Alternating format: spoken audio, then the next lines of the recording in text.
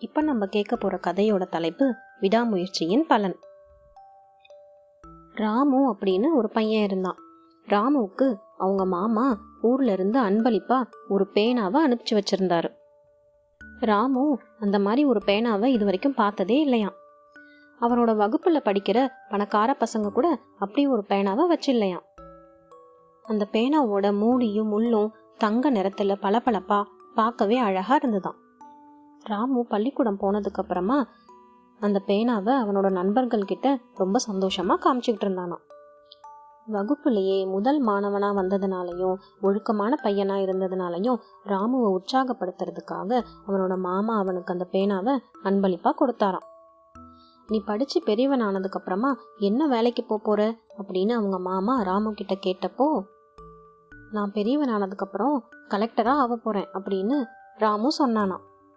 இதை கேட்ட ராமுவோட அப்பா, நீ சாதாரண விவசாயியோட பையன், நீ ஆசைப்பட்டதுலயும் ஒரு அளவு வேணும்பா அப்படின்னு சொன்னாராம். உடனே ராமு, ஒரு ஏழையோட பையனா இருக்கிறதுனால நான் கலெக்டர் ஆகணும்னு ஆசைப்படுறது என்ன பேராசையா அப்படின்னு நினைச்சானாம். ராமுவோட அப்பா இப்படி சொன்னதுனால அவன் வகுப்புல ரொம்ப கவலையா உட்கார்ந்துட்டு இருந்தானாம். ராமுவோட வகுப்பு ஆசிரியர் அவன் ரொம்ப சோர்வா இருக்கிறத பார்த்துட்டு என்ன காரணம்னு விசாரிச்சப்போ அவன் அவனோட கவலைய ஆசிரியர்கிட்ட சொன்னானாம். அவன் சொன்னதை கேட்டதும் ஆசிரியர், இதுக்கு நானே உனக்கு ஒரு நல்ல பதிலா சொல்லுவேன், ஆனாலும் இன்னைக்கு சாயந்தரம் வரைக்கும் நீ கொஞ்சம் காத்துக்கிட்டு இரு, அதுக்கப்புறமா எது பேராசை அப்படின்னு உனக்கே புரிய வரும் அப்படின்னு சொன்னாராம். அன்னைக்கு சாயந்தரம் தான் அவனோட பள்ளியில ஆண்டு விழா நடந்துதான்.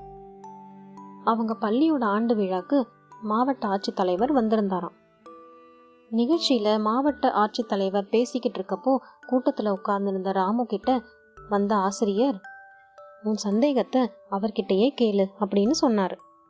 உடனே ராமு தைரியமா எழுந்து நின்னு கலெக்டர் கிட்ட, ஒரு ஏழை விவசாயியோட பையன் கலெக்டரா வரணும்னு நினைக்கிறது என்ன பேராசையா அப்படின்னு உரத்த குரல்ல கேட்டானாம். உடனே கலெக்டர், நிச்சயமா இல்ல, நேர்மையான வழியில கிடைக்கிறதா இருந்தா இந்த உலகத்தை கூட வாங்க ஆசைப்படுறதுல தப்பே இல்லை அப்படின்னு சொன்னாராம். அது மட்டும் இல்லாம உழைப்பும் உறுதியான முயற்சியும் இருந்தா எதுக்கு வேணாலும் ஆசைப்படலாம், அது பேராசையே கிடையாது அப்படின்னு கலெக்டர் பேசி முடிச்சாராம். 20 ஆண்டுகள் கழிச்சு அதே பள்ளியில மாவட்ட ஆட்சித்தலைவர் ராமு பள்ளி ஆண்டு விழாவில் பேசிக்கிட்டு இருந்தாராம்.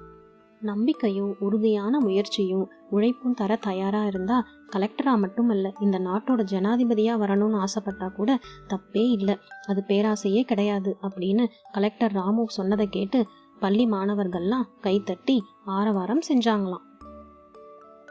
கடைசியா ராமுவோட உழைப்பும் விடாமுயற்சியும் அவன் ஆசைப்பட்ட மாதிரியே அவனை ஒரு கலெக்டரா ஆக்கிடுச்சு.